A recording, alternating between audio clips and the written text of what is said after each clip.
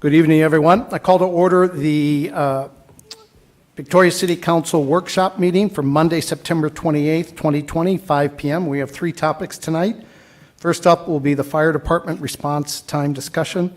Secondly will be the Minnesota State Fire Code appendices discussion. And last will be the speed limit discussion. With that, Dana, unless you have any comments, let me turn it over to the chief. Go right ahead. Chief, it's all yours. All right, good evening, Mayor, Council, Andrew Hager, Fire Chief. I'll dive right into here. Two topics we want to discuss tonight, and I'm going to pull this off just so I talk for a little bit. First one focuses on response time discussion. I'll dive right in. So why are we discussing this topic? The number one reason is, as you're aware, right now we're working with the University of Minnesota on a future second fire station siting study, and we need to provide some input to that group as to what an acceptable response time is. You know, if we said a half an hour is a great response time, then there's no reason to even conduct a second or build a second fire station. But obviously, half an hour isn't feasible. So we need to kind of hone in on what that response time, what an acceptable response time is, so that they can factor that into consideration for that future location. A couple other reasons that we're looking at this is it's going to provide a measurable level of customer service to the residents. It'll help guide implementation of future staffing models, and then it'll have a little bit of impact as well on guiding some future apparatus purchases. So, Alyssa, if you don't mind hitting play on this one. Just some considerations when we start talking response time, and we're going to run a little video for you here. It runs about 3.5 minutes. But in this video, you're going to see a comparison of a modern fire versus a legacy fire. So the demonstration that'll run, two identical rooms, so they're 2x4 construction rooms. Is it going? There we go. Yeah. With just standard sheetrock. The difference is the furnishings in these. So the one on the left is a legacy construction or legacy type room, and that will feature furnishings that are made out of more natural fibers. So the stuff we probably would have seen in the 50s and the 60s and into the 70s, natural fibers, cottons, wools, those types of things. The room you'll see on the right is a modern room. So that's going to have furnishings of today's era. And most everything today is petroleum based. So it's essentially gasoline and plastic. And what you'll see here is they're going to light both of these rooms on fire. They'll simulate a small little fire right next to the couch. And you'll watch, and that legacy room is actually showing fire right now. You're not really seeing any fire out of the modern room, but you'll see a really quick, drastic change in that very shortly here. General rule of thumb when we're looking at fires, and there's a ton of variables that go into this, but excuse me, a modern fire is going to double to triple in size every minute. At about the 3-minute and 40-second mark on this video, we're going to hit what's called flashover. And flashover is a fire condition that temperatures reach about 1,200 degrees and nobody survives it. Our protective equipment that we wear can't take the heat of a flashover rated fire. So flashover is defined as basically everything is burning. So all the contents in the room are burning, the smoke is actually burning, the gases in that smoke are actually burning. So what you'll see now is we've got some significant fire growth on that modern room at about the minute 40 mark. That fire will continue to expand. There's going to be some very black, toxic looking smoke that will start filling up that space. And again, same fire essentially on the legacy room. We're just not seeing that rapid fire growth like we do on the modern room.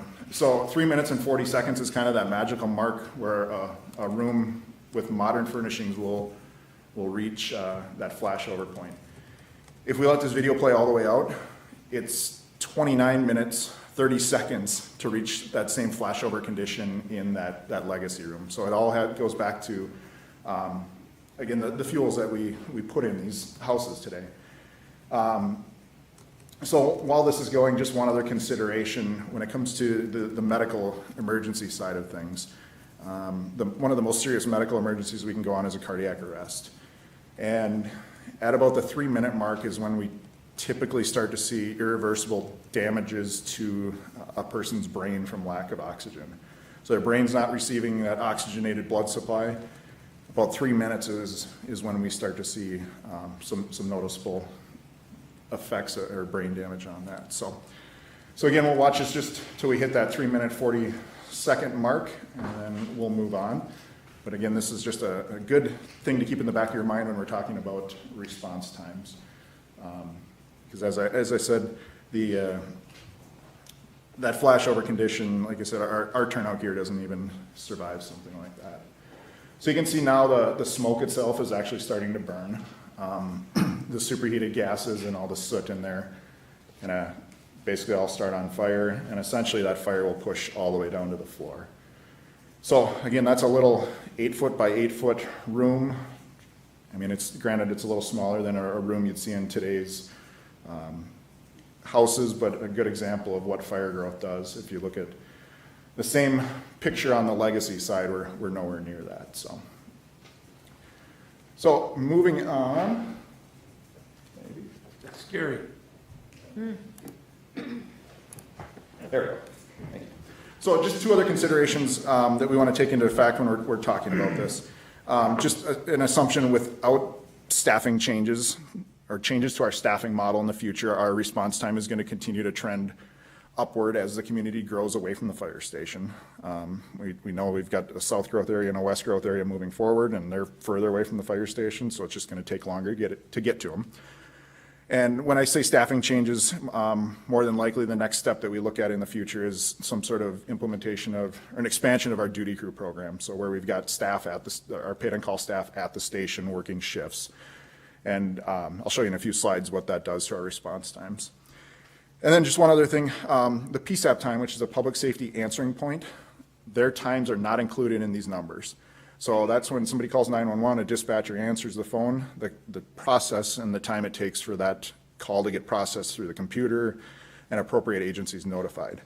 In 2019, 83% of our calls for the city of Victoria that were handled in less than a minute. So it's relatively a quick turnaround, but we can use a general rule of thumb that there's probably another minute of time built onto a lot of these calls that's out of our control for the most part. So looking at NFPA 1720, it is a document out there that I would say is kind of the only thing that you could say is an industry standard when it comes to what setting response times is. Really, response times go back to that level of customer service and what you want to provide to your residents. So NFPA 1720 has a little matrix in there, and they lay out that in a suburban area, which the vast majority of our city falls into that 500 to 1,000 people per square mile, we should have 10 people on scene in 10 minutes or less 80% of the time. Reading the fine print on this document, which I've got on the right-hand side, it says that information should be used to determine staffing and response time objectives for structural firefighting, low hazard, basically residential occupancies. That term right there applies to about 1% of our call volume, so applying a standard that's out there to 1% of our call volume probably isn't the most effective way to gauge response times. So there's nothing that restricts us from setting a more stringent standard or anything. Again, this is just a recommendation that's out there through NFPA. So in 2019, we had 3 incidents that met the criteria of NFPA 1720, so structural fires. And looking at those 3 incidents a little more in detail, for us to get 10 people on scene, we were 16 minutes, 8 seconds, just over 7 minutes, and about 15 and a half minutes. So what this data doesn't tell us is this is 10 of our own people on scene. All of these incidents had some sort of mutual aid component, so we had some neighboring departments help out on this. So it doesn't factor into their response with their apparatus and personnel as well. So we could have hit that 10-minute mark of having 10 people on scene. We just don't have a way to measure it right now because we don't track neighboring departments' info. So again, I want to stress that we can't rely solely on mutual aid. It's a great partnership when it's there, but there is the possibility that, some sort of large scale event, if there's a disaster, anything that goes through the mutual aid system is going to get extremely taxed, and we can't rely on that as our sole means to provide this service. Just a little more history on these incidents.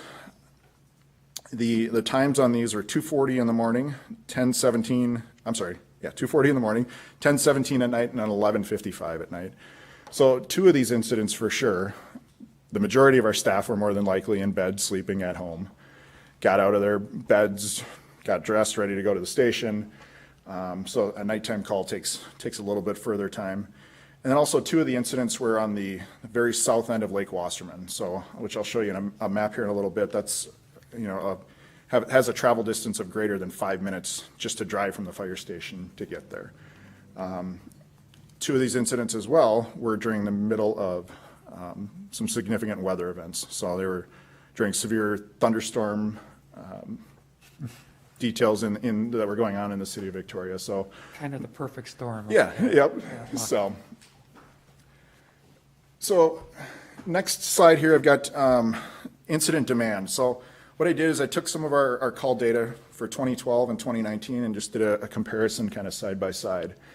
And in 2012, the reason I selected 2012 is we didn't have any of the development on the south end of Lake Wasserman yet. We were just kind of starting that, the very first step of moving down there. We obviously provided fire protection for that area, but again, it was predominantly agricultural land at that point. So in the 2012 map, you'll see, again, this is a heat map, so the oranges, the reds are a higher demand than the greens or the blues. You'll see that we've got kind of a significant demand in our core central downtown area, which is to be expected. With commercial buildings comes fire alarm systems, sprinkler systems. They generate alarms that we don't typically see in the residential setting. Also with, we've got a pretty busy intersection right here at Highway 5, County Road 11, both 11 north and south that factor into that as well. You can see in 2012, we've got, just a little bit of growth kind of out in that south and that west area shown in that light blue and green. Jumping ahead to 2019, you can see that incident demand in kind of, I'll call downtown or the old part of Victoria has grown, but we're also seeing some additional growth in that southwest portion of the city, obviously where we're growing.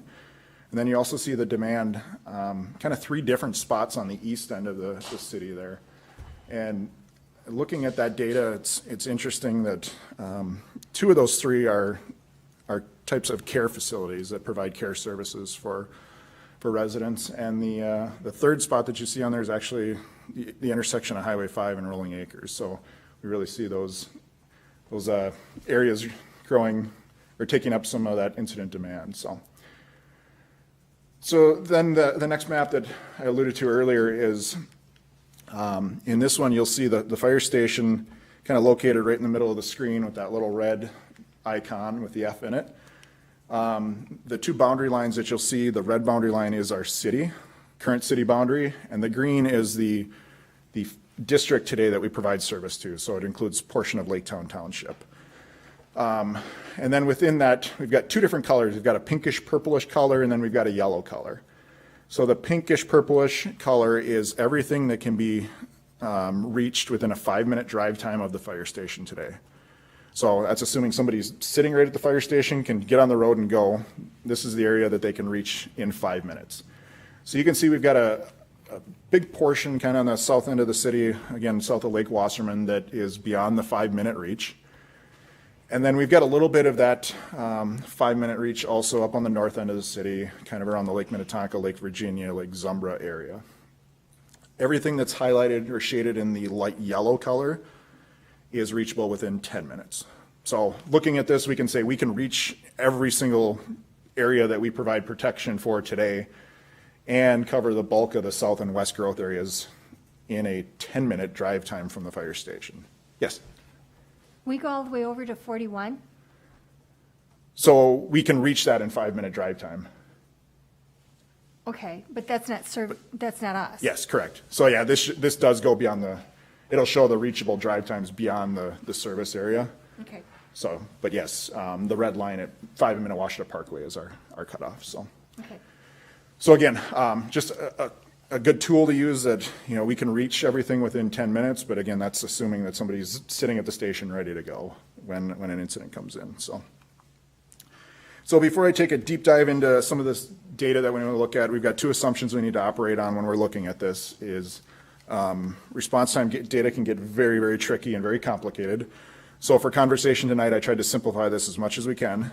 And what the data we're looking at factors in response times within our city limits only. So we've excluded all the mutual aid stuff we do and anything in the township. So it's City of Victoria only. And we're only looking at incidents that warranted an emergency response.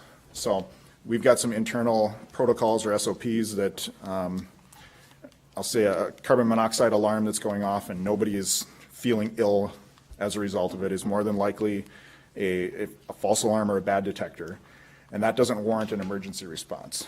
A medical emergency, that does. So again, that's internal that we've got slated out. So just, again, we're operating on those two assumptions tonight. So the first graph that I'll show you here is our first arriving unit average response time, and you'll see that over a 5-year period going back to 2015. So this is somebody from the fire department showing up at that incident and the average time for that. It does not represent specific apparatus, so it's just whoever arrives first, and about 60% of the time that's a chief officer in a SUV type vehicle. It's not a fire engine, it's not a rescue vehicle. So 2018, 2019, we're rated just under 5.5 minutes of getting somebody on scene. Now, that's good to start the process.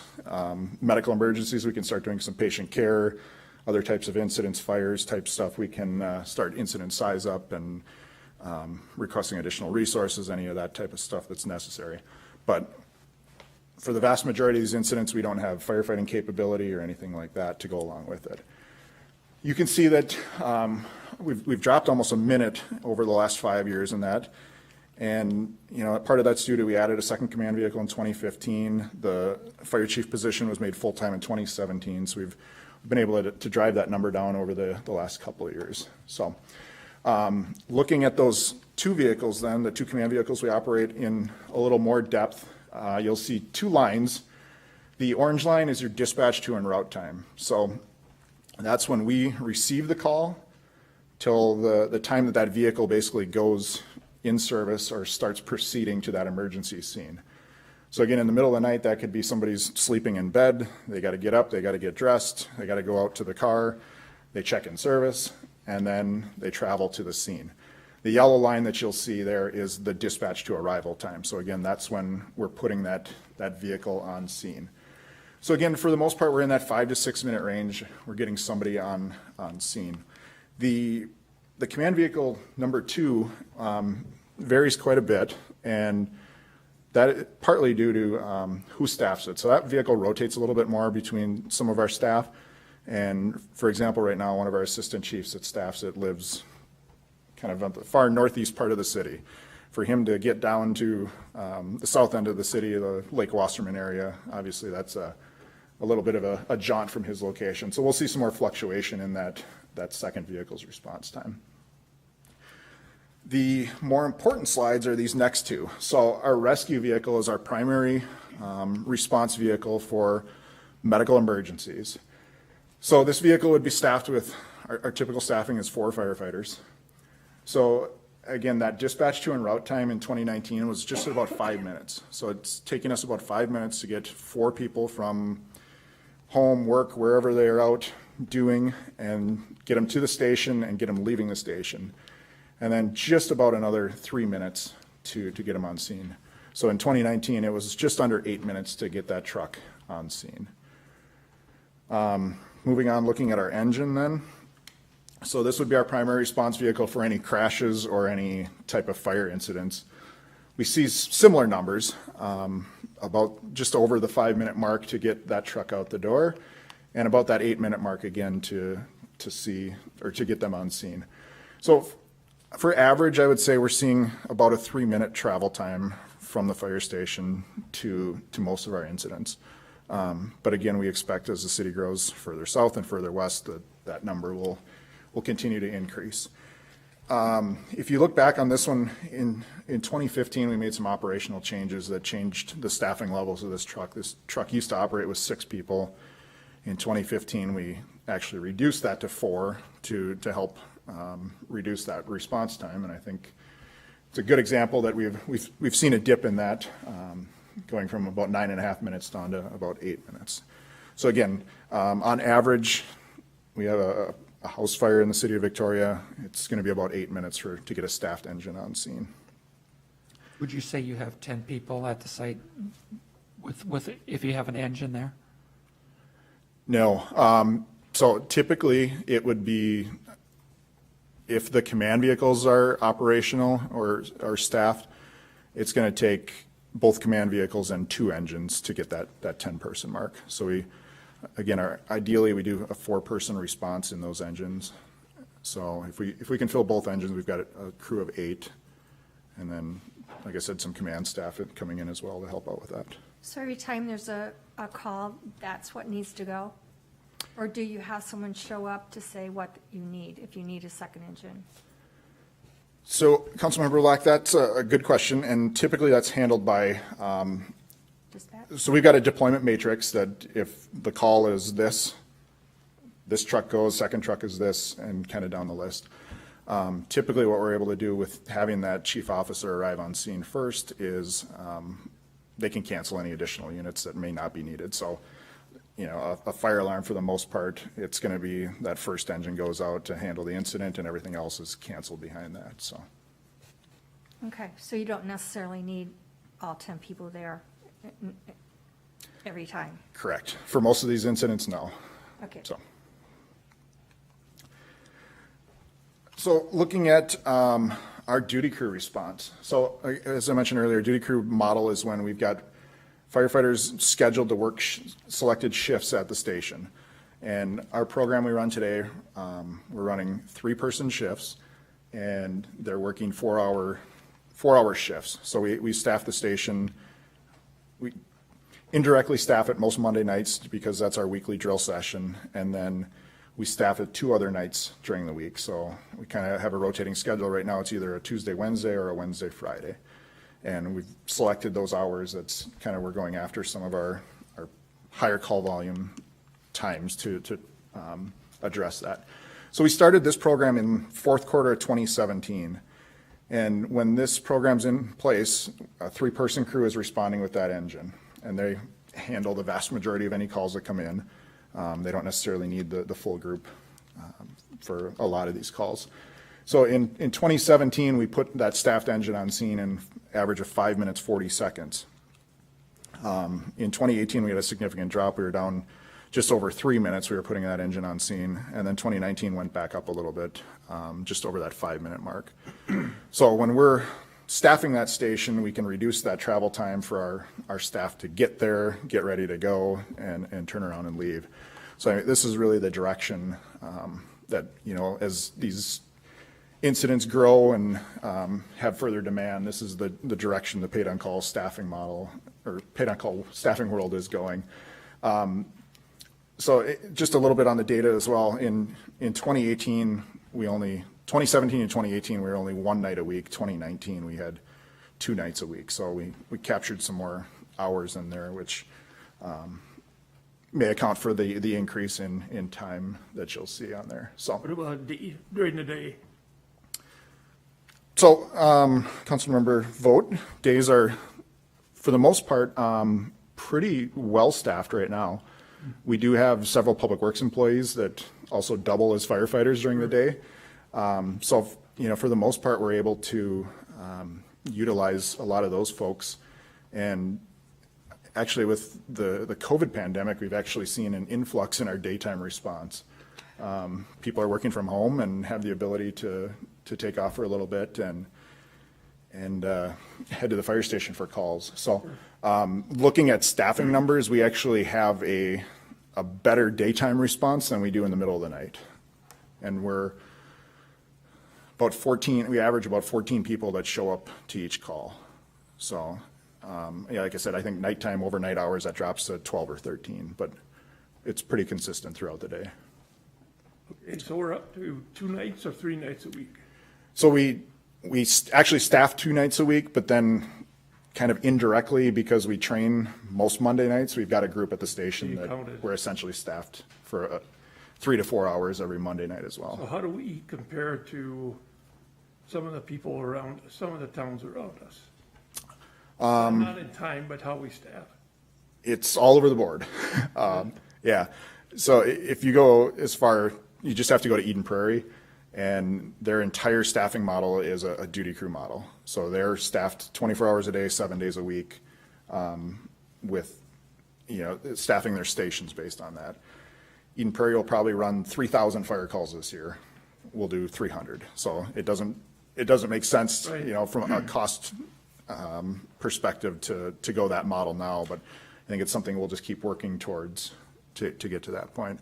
Chanhassen and Chaska are doing something similar. They're not at 24-hour coverage yet, but I'd say they're in the 16 to 20-hour range for coverage. So, Waconia? Do you know? yeah, they're doing some changes there right now, but they're probably in the 4 to 8 hour range per week as well. So.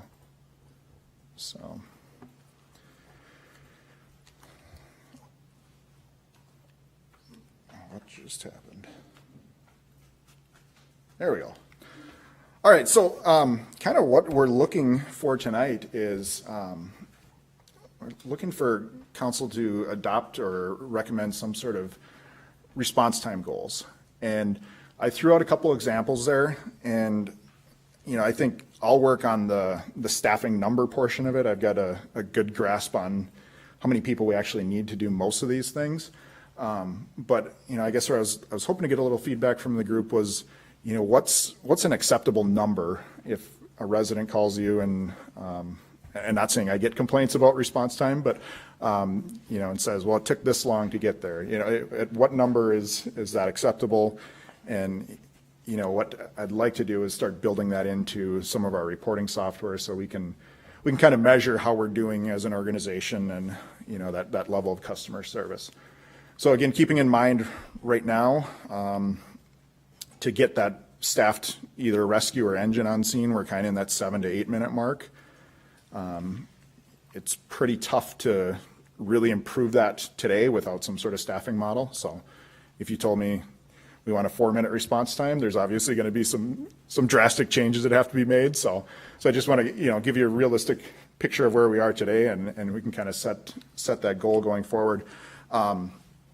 So I think, kind of what we were hoping for is a general overall response time, and then we can start drilling down some of these other ones as far as like EMS incidents go and structure fires. I picked those two kind of, those have the most risk to either people's property or health, and are probably a little more important to measure than a fire alarm or a gas line cut or something like that. And if we're able to go back to the University of Minnesota and say, hey, we're looking in the 7 to 8 minute range or 8 to 9 minute range, whatever it may be, that'll help them kind of build that study out as well. So with that, I'll take any discussion, questions. All right, thank you, Chief. Council, anybody want to go first? I'll kick it off. Curious about industry standards. So let me do this. Curious about industry standards. So tell us a little bit about places that are similar to Victoria. We're in the suburbs, and we, the size of our city footprint. What is acceptable in an industry standard? Councilmember Luck, it's a great question. I don't know if there's a real good answer to it. It really goes back to what level of customer service you want to provide to your residents. So, I would say you get into most of the first ring suburbs right now, and granted, population-wise, size-wise, most of them are significantly larger than Victoria. They're either some sort of duty crew staffing model or full-time staffing model or a combination thereof. But looking at a city of 50,000 people, obviously your call volume warrants Sure. something like that. So again, other than that NFPA document that I showed you, there really is not an industry standard out there. It's more that level of customer service. From your experience and knowing that the priorities, of course, are protecting life and property and life, health, and property, do you feel like if we only had 2 more people on staff, we could have covered, do you have a sense of that? No, I mean, I'd say right now we're sitting really well, but, with our staffing model, that can change really quick. Just, with the vast majority of our staff, well, everyone, with the exception of me, is in that paid-on-call role. Their life, as far as work, family, all that stuff, is going to take precedence over the fire department. And, we're just a few changes away from some sort of job change for somebody or change in their family that'll interrupt that model of where we're at today and could have a significant impact. So, I mean, a great example, I've got 3 firefighters that live within a block of the station, and that helps contribute to our response time. If they all moved in the next week, that would have a drastic impact on response times. Sure. And then in regard to where we locate the next fire station and how we situate that based on growth, does that double your need in the fire department once you have a second fire station? Do you need to double the firefighters? Or how do you figure that staffing ratio for a second fire? So kind of rule of thumb is when you start getting into multiple fire station settings is 20 people is kind of your typical staffing level out of a station. So as of today, we sit at 32 people out of one station. Okay. So actually we'd probably reduce the needs of our current station and then shift some of that burden down to the second fire station when that comes online. So. Okay. And what's the prediction on when we want to have that online? Is that what the study is working on? Yes. So that's one of the goals. My gut tells me we're 8 to 10 years out yet. Okay. But we want to find that location and make sure that we can identify it, and when we're ready to go, it's there. But again, if you came back and said we need a 4-minute response time, then that might be tomorrow to do that. So. But yeah, that's one of the components of the study is a location and a timeline to get there. Yeah. So. I'm feeling pretty satisfied with these stats. I feel like Good. we're where we need to be in the time we can actually physically be there, and it's an effective from both the life and property standpoint and from the cost standpoint. So I'm feeling pretty comfortable with where we're at. Thank you, Debbie. Judy? So if I'm understanding this, you feel comfortable with the response times that you're having now, and you basically want to know if we're comfortable with that, and if so, you'll take that information and use it to build out the model as to where the next station would be when the time came. Is that correct? Yes, Councilmember Bullock, that is correct. So like I said before, I don't get complaints about response time, so I would say No, I'd say, take that as no news is good news. 5-10 minutes is pretty good. Yeah. Ideal world, yeah, we'd love to be there in 2 minutes every single time, but Right. Well, that's can't just snap a not finger, possible in our staffing model and how our Okay. city's laid out and stuff like that. So, Right. so yeah, I think my only concern moving forward, obviously, is as the city grows, further Where- south, further west, we're going to expect that number is going to climb along with that growth. So we need to start planning for the So, future. Yep, and, again, that's where some of that duty crew, adding duty crew hours down the road will help drive that number down or offset that response time number, so. Okay. Well, I agree with Deb. Thank you, Tom G. You have these listed as examples. Are you comfortable with these? Are these more like possible recommendations for reasonable numbers? So, I guess, Councilmember Geiger, the only thing I'd want to work on a little bit further is that EMS one. So I threw that out there as an example. Today, that would take some operational changes. Okay. Just because, as I mentioned, we're just shy of kind of that 8-minute mark, and we typically run a crew of 4 on that vehicle. But with with the response of our command vehicles, we're putting one or two people typically on scene ahead of that. So I think that we can probably reduce staffing on that truck to start maybe running it with a 3-person crew, knowing that we'll pick up 4th and potentially a 5th via the command vehicle response. And currently, we have 2 engines? So yes, we have 2 full-scale engines, and then the most recent truck that we just took delivery on earlier this year was a replacement for a 3rd engine and a rescue, and it's got capabilities of both. So we've got 2 of the big engines, and then the other one was a mini pumper, it was called. So it's a condensed version of a fire engine, and that's also doubles as our medical response vehicle. There's lots of unrest in the whole country. Does any of that keep you up at night? Yes, I've got a brother and a wife that are in law enforcement, so I hear all about it Okay, quite often. So, thanks. but I'll speak a little further to that. To the city of Victoria, I think we're sitting in a really good spot, and not that there's not issues or anything that could happen out here, but I think we're in a good position. So, Thank you. Tom V.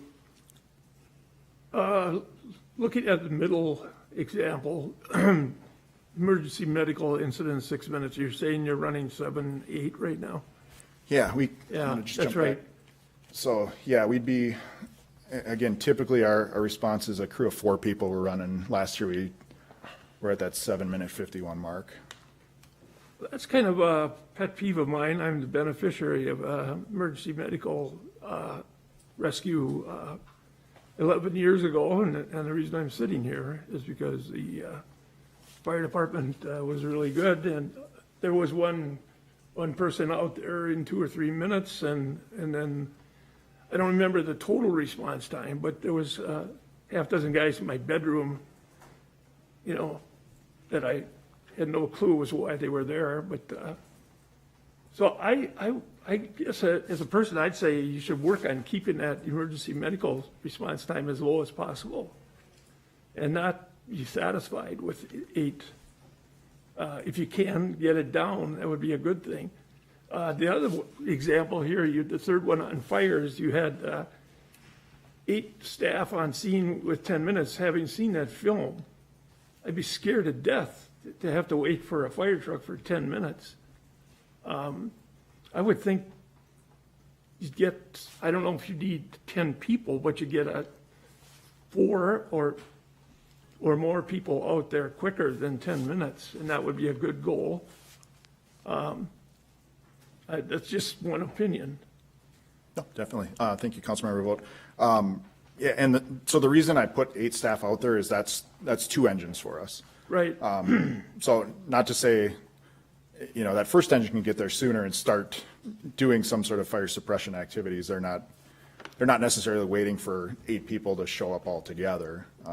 We can True. get that first one on the road and start addressing the issue as soon as possible. But yeah, I mean, looking at, going back to the drive time map, we've got areas in the city right now that we can't even reach just in a 5-minute drive from the fire station. So then we factor in, again, middle of the night call, it might take 5 minutes to get, those 4 people to the station and out the door. So, but yes, definitely something we're going to strive for. So.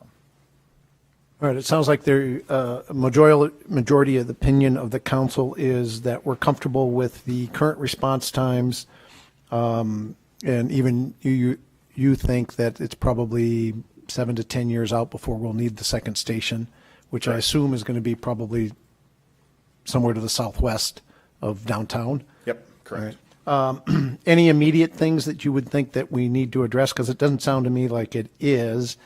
10 people showing up for every incident clearly isn't needed, depending on the type of the call. And it was interesting that on one of the first charts where you saw the increase to the east side, it's the 2 senior living facilities, which I assume you only roll the EMS unit. And then at the intersection, do you typically always roll a fire truck just in case? I'm assuming most of that is accidents and medical, but just in case there's spillage or a fire? Yeah, correct. Mayor Funk, yes, our primary response vehicle for any vehicle accidents is a full-blown fire engine. It carries all the medical supplies, any extrication tools if people are trapped, and then also has firefighting. Oh, that's, capabilities. the extrication is not in the EMS vehicle?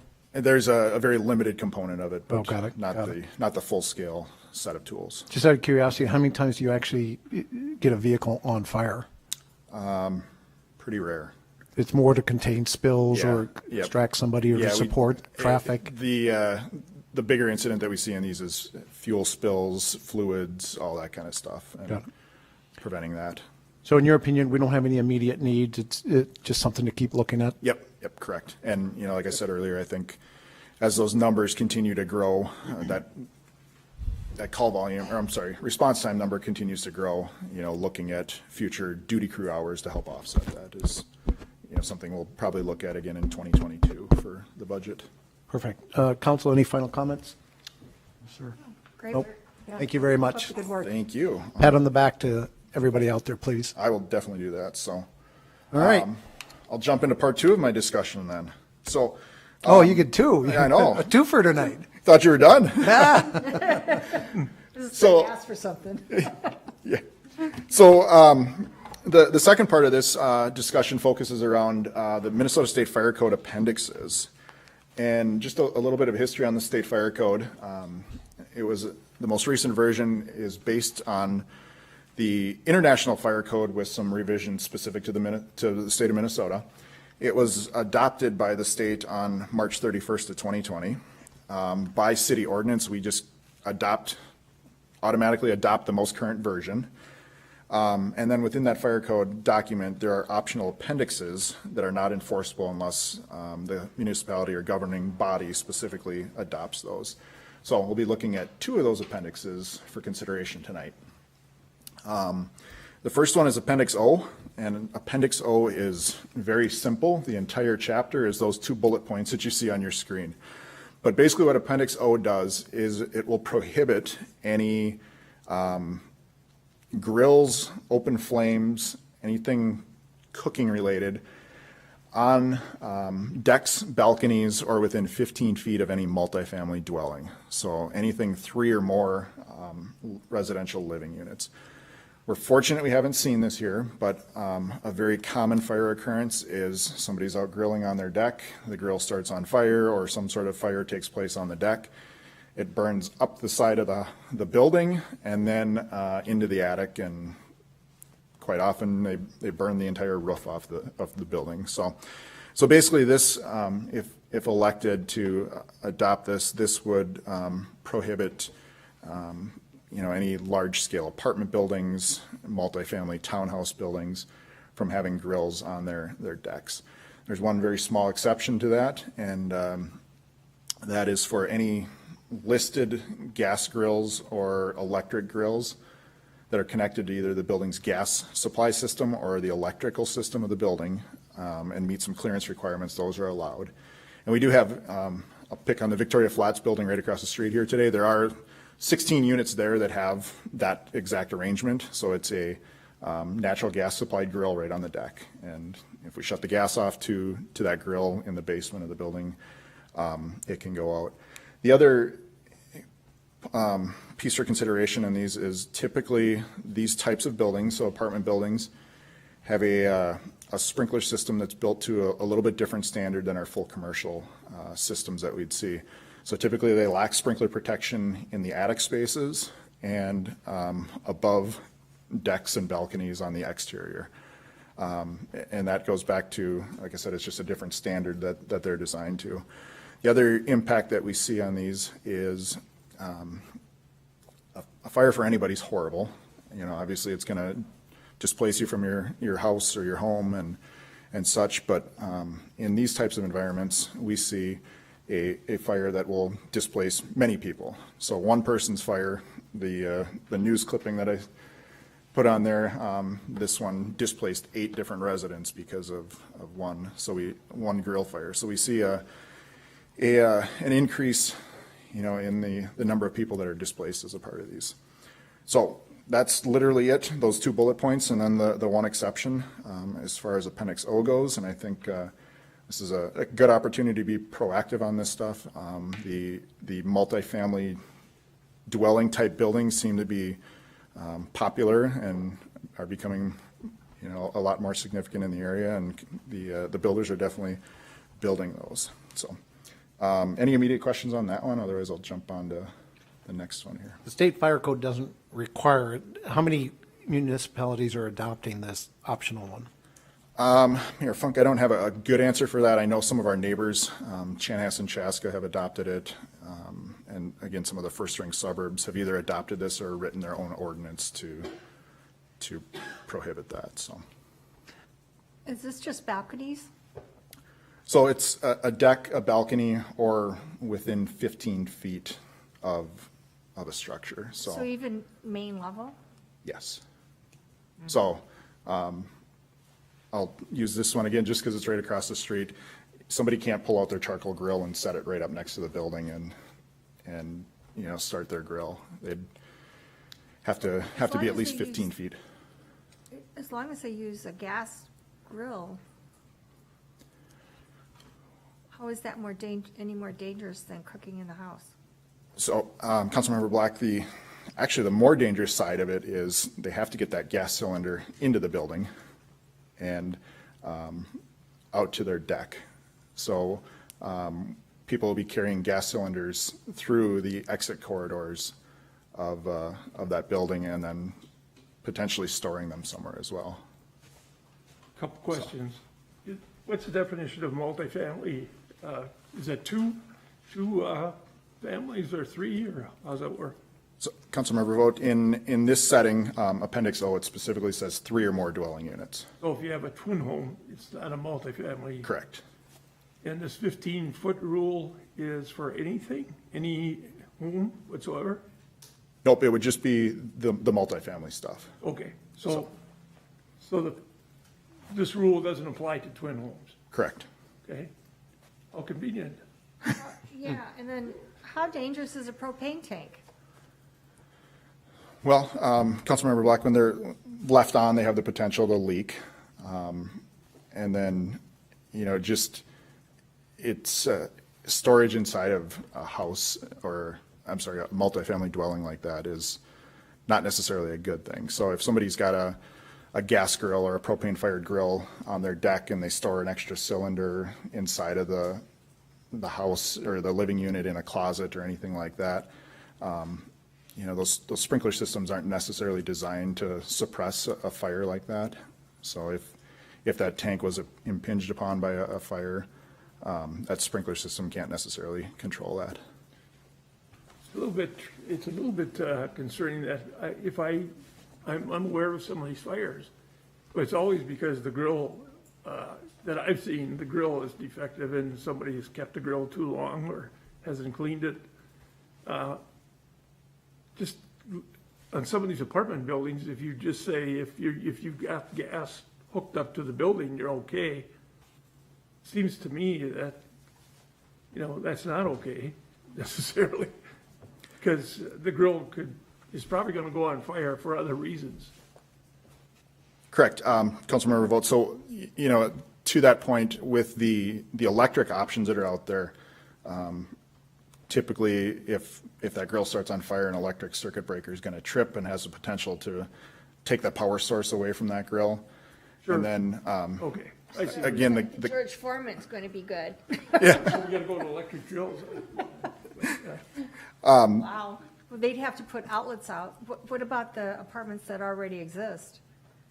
so this would apply to everybody.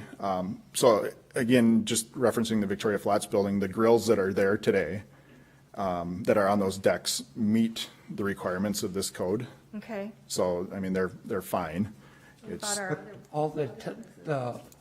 All of the townhomes in Whispering Hills cannot have any grills. that is correct.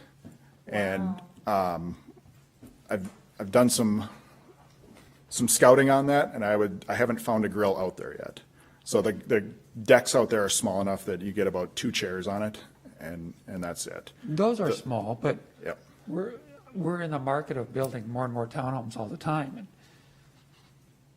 And we're looking at banning all grills for all townhomes. except twin homes. Yeah, I know, that's not a town. You're in a twin home, So- you're- So you're good, so you're good. So Councilmember Gregory, back to your point about Whispering Hills, those buildings don't have any sprinkler protection. They're sprinkled on the inside, but they have no sprinkler protection on the exterior nor in the attic. So again, if a grill was on one of those decks and started on fire, it's gonna burn up the side of that unit and get into the attic. And we're gonna be impacting 6 families and not just one. So a little more risk to those as well, so. I feel like we're missing the boat a little bit with the size of the deck, with overhangs. All of that plays into it a great deal. So if you have a very large deck and you don't have an overhang, you're in good shape.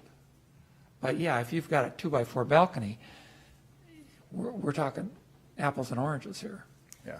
Is this an all or nothing ordinance? Like, if we adopt this, we have to adopt it as it's written, or can we make some of these adjustments that Councilmember Gregory's suggesting? Yeah, Councilmember McMillan, it is all or nothing. The option, if we wanted to look at refining it or, putting some exceptions in there, what the process would be is we would go back to drafting a city ordinance specific to, say, these items are included or not included, and go that route, so. Do we know what the lease agreement is over at Whispering Hills? Do they say you can't put grills on their balcony? Councilmember Black, those are all owned, so there's no lease there. There maybe is some language in a homeowners association that would prevent that. I guess I'm not familiar with. I don't feel comfortable with this. Does this do anything for the insurance rates for the association's condo insurance? If you're gonna put up with this, then your insurance rate should get better. Does that correlate? Not that I'm aware of, so. I think that's gonna be up to each individual insurance company to say one way or the other. So You would I have to can't, exempt it. I can't speak specifically to that. Have we ever, to the best of your knowledge, in the history of Victoria, ever had a grill fire that went beyond the grill itself, where you've had to respond? Not specific to multifamily dwellings. We've had some single-family stuff that a former neighbor of mine actually had their grill start on fire and burn up the exterior of their house. So we've been fortunate that we haven't had it in these multifamily dwellings or settings, so. Well, this just doesn't feel right to me. I don't think we should penalize people because they're living in this unit or put a bunch of regulations in place for something that rarely occurs. I'd like to get the temperature of the council. What's in the workshop here is, do we want to direct staff to dig into this more and bring something back? Is there enough interest in looking at options to do that, or do we just say that we're not interested? This isn't optional, it's not a required ordinance. So, council, can I just get a quick show of hands? Who would like to direct staff to dig into this some more and give us some options?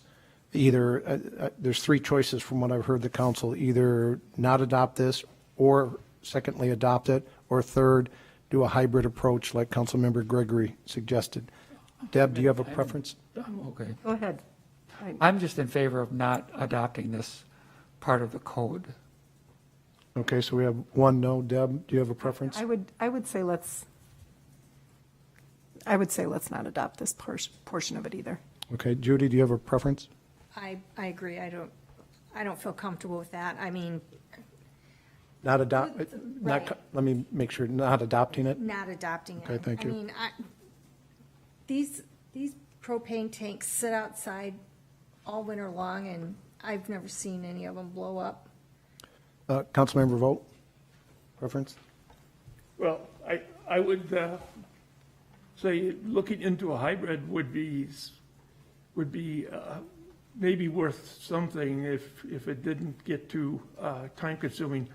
Because, if you have a decent-sized deck on a home, and you put your grill at the outside of the deck, you eliminate it'll have to be a major explosion. You could have a fire and it wouldn't go wouldn't go anywhere. So that, to me, this thing is written way too strict, yeah. And just for one point of clarification quick too, that, so this does apply to any open flame, so it's not limited to propane grills, it could be a charcoal grill or anything like that too, so.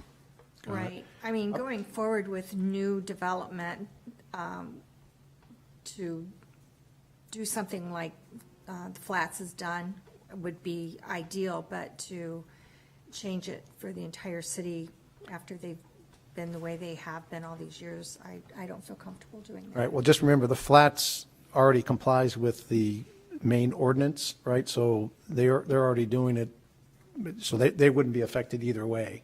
Right. It's everybody else would be, Everybody else, right? right. So I'm also opposed to adopting this. So it sounds like 4 of us are opposed to adopting it. One would be interested in a hybrid, but based on the majority, it doesn't look like the council wants to direct staff to put more time into this. And just for one point of clarification on the Flats, so they're in compliance with the grills that are there, but there's nothing today that says Right, somebody good can't bring a point. propane grill or a charcoal grill on any of the other decks. Right. So when the building was built, the agreement was made that the 16 decks that had the factory installed grills, they would get sprinkler protection. The remaining decks don't have any sprinkler protection on it. So just wanted to clarify that point, so. I think what's disturbing about this is, townhomes, even if you had the grill in the driveway outside your garage, you'd have to be 15 or 20 feet, 15 feet out, where a lot of townhome people grill outside the garage, and they're very close, they're within 5 feet. So 15 feet, you're in the middle of your driveway. And yeah, I could speak to that real quick. So the big concern are grease fires, and most people in their homes or out in the driveway don't have the means to fight a grease fire. Sure. Their first instinct is going to be throw water on it, and throw water on a grease fire, it'll push it that 15 Right. feet right back to the Well, house. I have those little things all over the house, So, just in case. All right, it sounds like we've closed out this topic, so thank you, Chief, appreciate it. Let's go ahead and move on to 2.3. I got there's one more. one more section of that. Oh, So that was the first appendix. So second one is Appendix P, and this requires that an in-building communication system be installed in new and existing buildings. So what an in-building communication system does is it provides or boosts the signal for our radio system that we operate on. So for new buildings, this would be done as part of construction. For existing buildings, the code just says at a time frame determined by the fire code official. And I'll get to that in a couple of slides as far as what we put together at least to address that time frame. So in the 2007 fire code, this was not included at all. In the 2015 fire code, which was based on the International Fire Code, the International Fire Code said this had to happen. Minnesota elected to pull it out and put it in the appendix language, so it was optional. And then that carried over into the 2020 code as well. So I've got 7 buildings in the city today that we have known issues with as far as radio coverage goes. So our radios don't necessarily work inside Andrew, of those buildings. I'm sorry, can you clarify that you have no issues with or known? Known issues, sorry. No, oh, Yep. So you do have, okay. Yep, so known issues. So, why is this one necessary? We're looking at safety, so utmost safety of our responders. Anytime they're in one of these buildings, the communication that they need to get out of that building is typically pretty important information. And I'll throw out the scenario just to think we're in a smoke-filled basement of a large building in the city and can't see anything. There's a fire burning somewhere, and you've got no means of communication with the outside world. That ends up being a safety issue for our staff. Interoperability, so if, again, without that connection for that radio system for our law enforcement partners, our EMS partners, we can't communicate between the groups. This one, if elected to adopt, it would not only benefit the fire department, it would benefit all users of this system. So the law enforcement staff, the EMS staff through our ambulance partner as well. And then just the investment in our current radio system. We as a city have about $200,000 tied up in radio equipment specific to the fire department. And when we operate in one of these buildings, it becomes kind of null and void and doesn't really work how you would hope. So as I talked about, as far as the time frame that we would agree to, or the time frame that's determined by the fire code official as the code language states. So again, for any new building, this would be required. Any existing buildings, and this is a little hard to read, but we drafted a policy to say that for existing buildings, this would kick in when you either did a change in occupancy, so a business moves out, a different business moves in, that changes the occupancy classification, or a remodel or addition that increases the occupant load.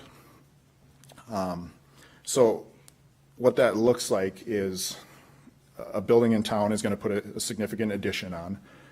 They're just going to have to do a test of the building to ensure that adequate radio coverage is there. If it's not, then the next steps would be moving through the design and the implementation of one of these radio coverage systems. If the test shows that the signal strength is adequate, then there's no further action needed. So that's kind of the policy that we drafted to address what that time frame looks like. Just for clarification, excluded out of this are any R3, R4, or U occupancies, which are our single-family homes, our twin homes, and any undetermined buildings. So this typically applies to commercial or industrial type facilities. So the installation costs of doing a system like this, I reached out to one vendor that we work with. Obviously, this would fall back to the building owner, the property owner, to arrange their own contractor and solicit their own work for it. But the initial assessment and design is about $1,000 for a building up to 100,000 square feet. So if a business in town here is putting on an addition, this kicks in, they do the initial assessment, they're out about $1,000 for a 100,000 square foot building or less. If that test comes back that signal strength is adequate. A 200,000 square foot building is about $2,000 and kind of so on. So where that pricing comes in is somebody literally has to go walk the building with a piece of equipment to measure signal strength. So that's why larger buildings have a little bit more cost built in with them. Just for point of reference, the flats building across the street here is about 135,000 square feet. So the five stories of that with the two levels of underground parking. And then installation costs for the system themselves run anywhere from 60 cents to $1 a square foot. So a 100,000 square foot building isn't going to be $60,000 to $100,000. You only need to provide a signal booster or a repeater in the areas that don't have that adequate signal strength.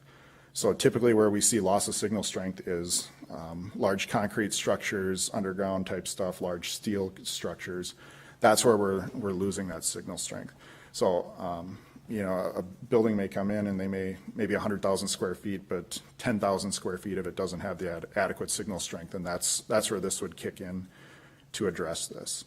Obviously, cost is going to be a concern of anybody moving forward with this, but one of the ideas we threw out for consideration of the council is, I'm a slide behind, is consideration of the waiver of fire protection fees. So this would apply only to existing buildings, and again, this is if council elects to go this direction, but any permit fees that we would do normally as the city for any sprinkler systems or fire alarm systems that would be typically included as part of a remodel or an addition. We threw out the idea of waiving some of those fees just to help incentivize this to and kind of decrease the financial burden on businesses. This is becoming a very popular adoption. The city of Chaska is considering it right now. The city of Chanhassen adopted it at the end of 2018. Most of your first-ring suburbs, again, have this adopted in place right now. So, council direction, we've already talked about Appendix O, but, if you wanted to proceed with any of these appendixes tonight, what we would have to do is bring this back to a future meeting and basically modify the city code to say we adopt the most recent version of the Minnesota State Fire Code and to include specifically the appendixes. So with that, I will take questions on. Real quick, since we're running short on time and we have another topic, I just wanted to quickly get a litmus test of the council as to whether or not they agree with P, which is the second one, the one you just talked about for the radios. Deb, for or against? I've got a couple questions first. Okay, Judy, for or against? I'm for this. Okay, Tom? Just looking for a couple answers on cost for each. Okay, Okay. we'll come back to questions. I just wanted to see if there was an agreement yet. So you've got questions too, Tom B? I think I heard the cost, so I'm for it. Okay, so I'm actually for it also, so it sounds like three of us, but nonetheless, let's get the questions out there. Deb, go ahead. Just curious, you said you have 7 buildings here in the city that have known problems.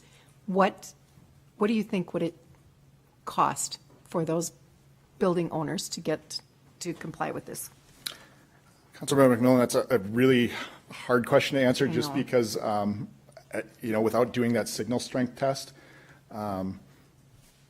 again, I would say predominantly it's anything underground or in heavy concrete. So especially when we're doing these underground parking structures, Yeah. that's where we really see it kick in. And without, this appendix actually specifies a minimum signal strength of why this isn't, or, what that minimum signal strength needs to be. So without walking each of these, I'd say it'd be pretty tough to give a solid answer to that. Yeah, I am all about the health and life and safety of our firefighters and our emergency responders. There's no question about that. But I'm really curious about what kind of a cost burden we're putting on our building owners if we adopt.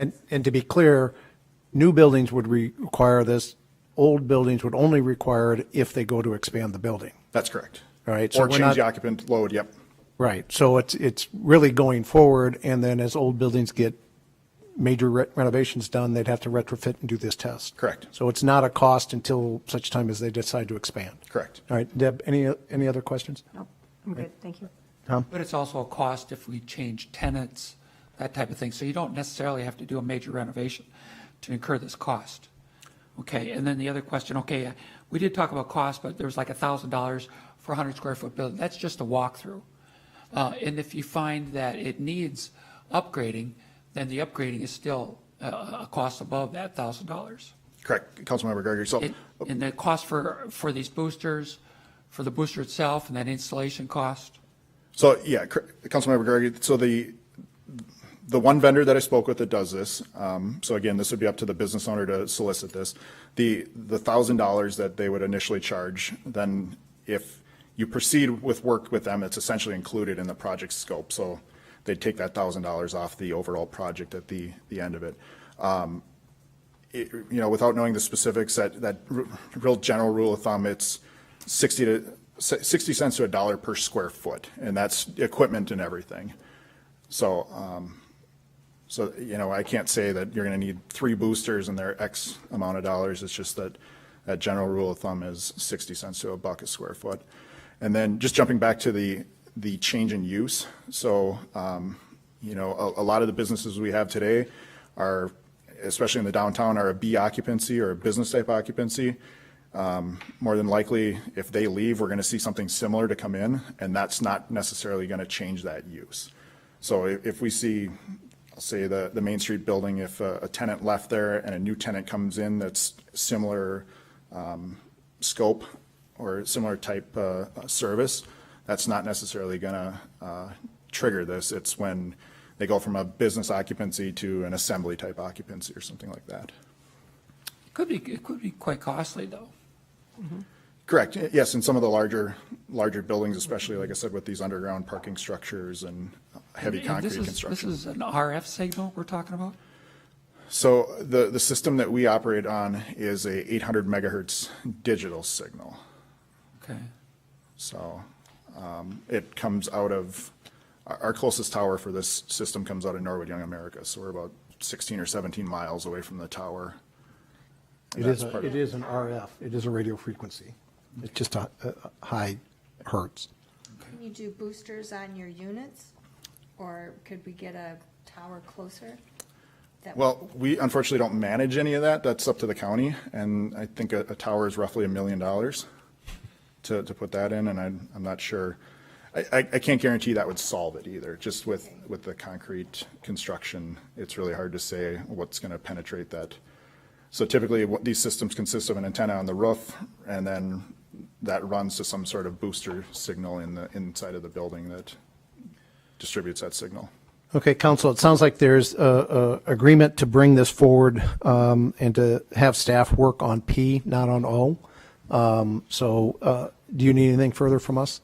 I do not, thank you. I will we'll work on that and get it back at a future meeting. So. Dana, was that clear? Is there anything else you need for the staff? Staff are clear, thank you. Perfect. All right, thank you, Chief. Thank you. Thank you. All right, next up is 2.3. Kara, I assume that's yours? Hey, look at that. Giant plan. Is the council meeting opening up now? I feel like I'm looking upside down for some reason. Okay. Why is, look at, it's the largest finger known to man. All right, thank you for that. Mayor, members of the city council, this is just a really initial conversation related to speed limits. So just to refresh everybody's agenda, as of August 1st, 2019, we now have the ability to answer the question about why is the speed limit on my street X significantly differently than we could for the past forever long as I can remember. So on August 1st, 2019, the legislature authorized Minnesota's cities to set speed limits under the city's jurisdiction. So a number of months ago, you guys implemented one part of the change in the statute, which allowed us to sign all of the residential streets within the city as 25 miles an hour. So you adopted an ordinance, which is what was required by the statute, and we were required to sign all those streets accordingly. So that work's been completed. But we do have other streets within the city that are not residential streets, so non-residential roadways. They're shown highlighted in blue here. And so those don't meet the definition of a residential roadway.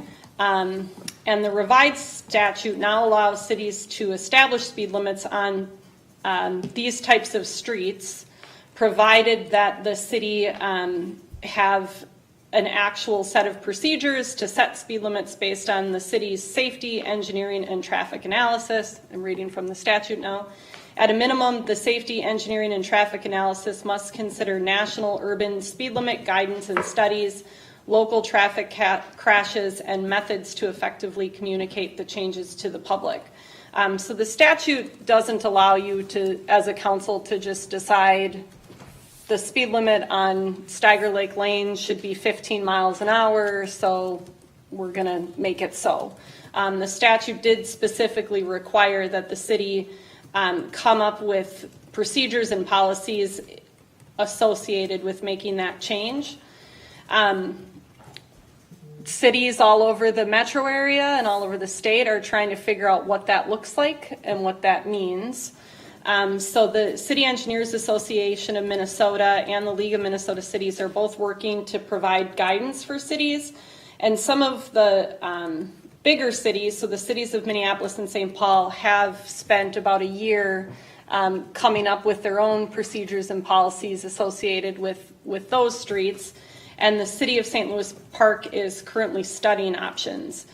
We did find that the city of Maple Grove has actually adopted a policy. They moved fairly quickly to adopt that policy, and we provided a copy of that within the packet for informational purposes. But really what staff is thinking that in addition to obviously continuing to monitor the guidance that we're getting from the rest of the world, we think that we should start the process of collecting data on all of these existing streets. So I'm just going to walk through them here quick with you, just to say the streets out loud that we're talking about. So Smithtown Road is a collector road, so not meeting the definition of a residential street.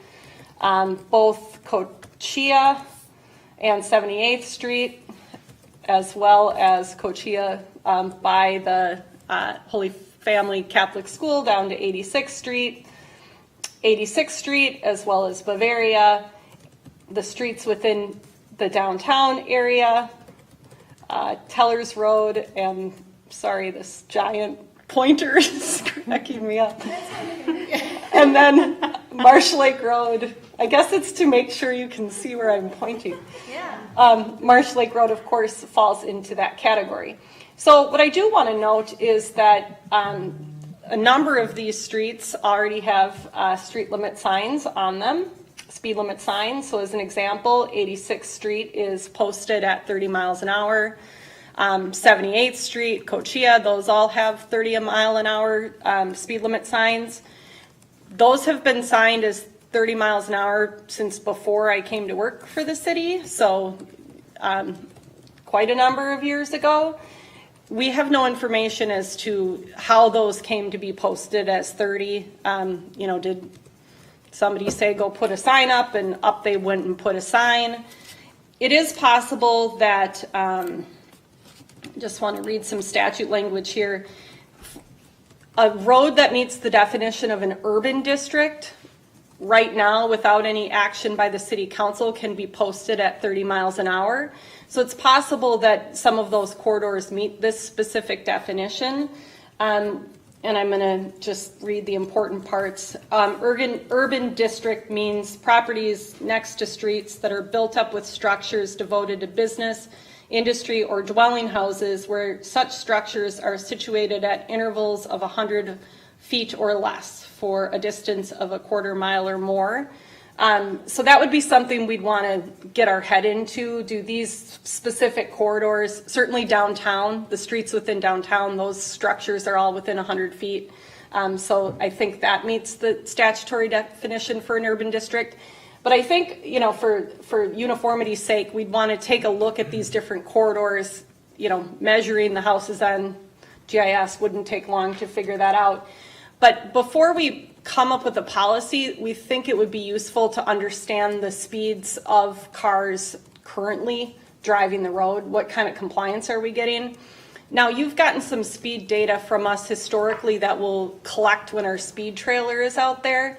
But if the speed trailer is doing its job, the cars passing the speed trailer should be going slower. What we're talking about doing is doing a speed data collection that you don't have somebody else, you don't have anything out there telling you that you're being measured for how fast you're going. So it's not terribly expensive to collect some of that data. So as a next step, staff would be taking a look at whether we would recommend collecting data on all these corridors or just a couple of the corridors, just based on information we have from residents, just as a comparison. If we're going to go and explore adopting a policy, so as an example, if you looked at Maple Groves, they started to look at what the 50th percentile of cars were traveling versus the 85th percentile, which is what MnDOT typically looks at when they're setting speed limits. Then we might see speeds more in line with what we might think is appropriate. So I think with that, I don't have a whole lot more to say unless anybody on the other half of the room has anything to add, but certainly we will attempt to answer questions. Thank you, Carrick. Council? I have a question. Go ahead. Is it required that we adopt an ordinance? It's required that you have a policy. It's required that we have a policy, so we do have to dig into this in some fashion. If you want to entertain something other than what the state statute provides. So, I have a question. Somehow there must have been a policy because all of these roads are 30 miles per hour. I mean, even Tellers Road is 30 miles per hour. So, other than downtown, which is 25. and I think Bavaria is running the same as the rest of Bavaria, 45. But the rest of them are 30 miles per hour, which seems to me that at some point there was a policy. I just don't know where it is. Since it was before you, it could have been, trying to look back into archives is a little difficult. And I'm concerned about doing a speed test, just because people can drive faster than what the speed limit is without killing somebody or having an accident. I don't think is necessarily the way to pick speed limits. And that seems to be what MnDOT does.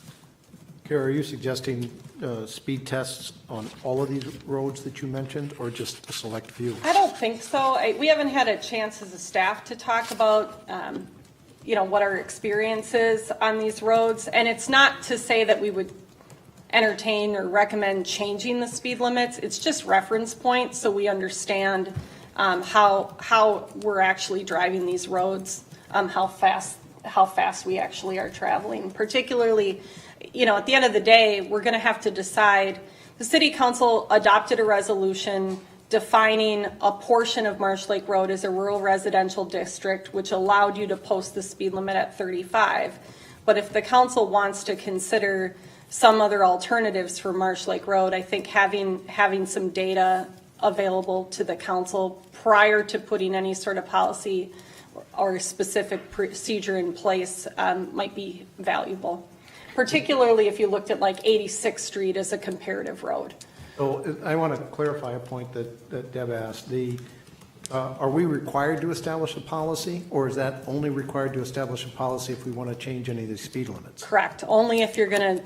So if we don't want to touch it and just leave it as is, we don't have to Correct. adopt the policy. Deb, is that what you understood when you asked the question? All right. That is correct. Is there a recommendation that we have, or a thought that we have problems on some of these roads where we need to get some data? The Marsh Lake Road is the only current one that That's the one. there's been conversation about. 86th Street used to be one that we would get pretty frequent concerns expressed about it. And then when that road got rebuilt and we added the dynamic speed display signs, that seemed to lessen those complaints. I haven't gotten any complaints. 78th Street, there was some concerns right out of the gates when that road first got rebuilt. It's, before it was rebuilt, it was kind of falling apart. So I think people went slower on it due to the fact that there were so many potholes to avoid. So I do think speeds have probably increased on it, but I haven't gotten a lot of feedback from residents on that one lately. What about the lower part of Bavaria here? It's 45 north of that blue line. It's 30 south of that blue line? It's 45 currently. 45 on Bavaria. So are some of these streets That's 30? just part of us. Right. One second, let me finish the thought. On Bavaria, if it's 45, why did you highlight just the bottom part, not the top part? The top part's under county jurisdiction, so we don't have authority over the speed limit Got it, there. okay. These are only, so I'm glad you noted that. We don't have any authority over the county roads or the state highways, so those are not highlighted. Got They're it. shown in this map as kind of a goldish yellow. All right, got it, thank you, Councilman. So is 86th Street in compliance with the statute, or is it out of compliance? That's one of the things that I think is worth just checking to see if these corridors meet that urban district. So then it's clear why you've differentiated the speed limit on that street compared to street no XYZ that might not meet that urban There's no district building on definition. 86th Street. The way, we'd have to Basically. decide how to interpret the statute, but it doesn't say driveways, it says structures. So there's homes along both sides of 86th Street. Not really. Not that are directly on 86th Street. Correct. Subdivisions. They're backs of their They're houses, back to so. their houses, and there's only limited access points. Yeah, and it doesn't reference access, it just references structures. Okay. I like it. I like 30 miles an hour on 86th Street because it's a narrower road. That's the other thing we're doing. We're making narrower roads. So to me, it means lower speeds. Right, and, you know, the thing with Marsh Lake Road is with it being paved now, it is a narrower, I can't say it, narrower, but, yeah, skinnier. And we have to consider too, the speed with, the farm equipment. When it's making its turns and going across the road and there's a safety issue there. So that's why, I believe that, and with the other roads being 30 miles per hour, this should be 30 miles per hour as well. I don't know how we can do that because it seems like they always have all these rules. I think there's a good case for it because of the big mistake we made by not putting a trail on Marsh Lake Road. You have the narrow road. What's the width of Marsh Lake Road, Kara? 28, So it's a 28 foot. 28 pavement width. Right, so basically, there's no place for pedestrians and bicycles to go. So you're just asking for somebody to be injured or killed on that road unless you slow the speed down. Mayor, if I may just make one comment, Councilmember has made a good point about what is the rationale, what is the justification for some of the speed limits, the existing speed limits on some of the roads that are shown in blue. And I think Kara has sort of candidly said it's not obvious in every case how the functional classification of that stretch of road would justify 30 miles an hour or 45 or whatever it is.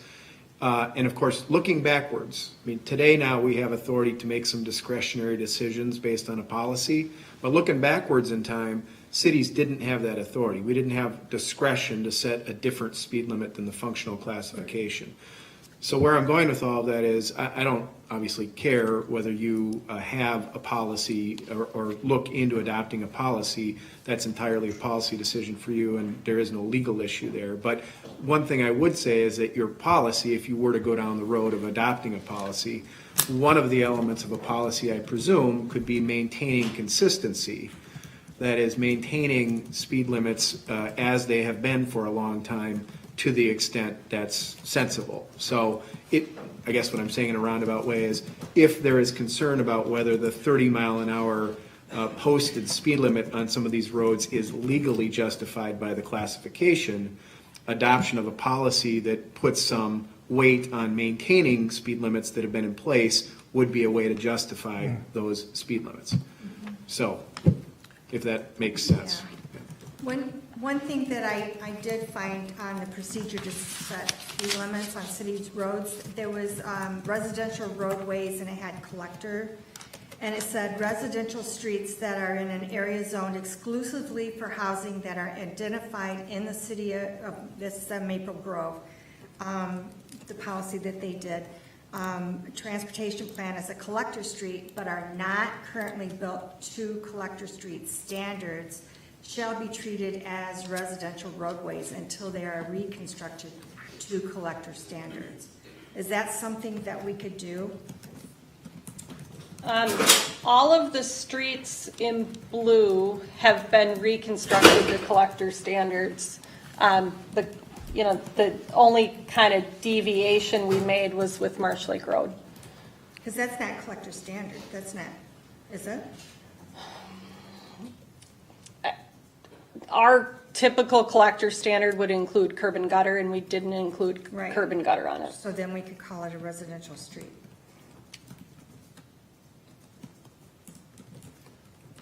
I don't know how ag Yeah, you're land, saying yes. Well, I mean, it's not really residential use along, Yeah, a lot of Mayor it. and Councilmember, let me be careful about what I'm saying yes to.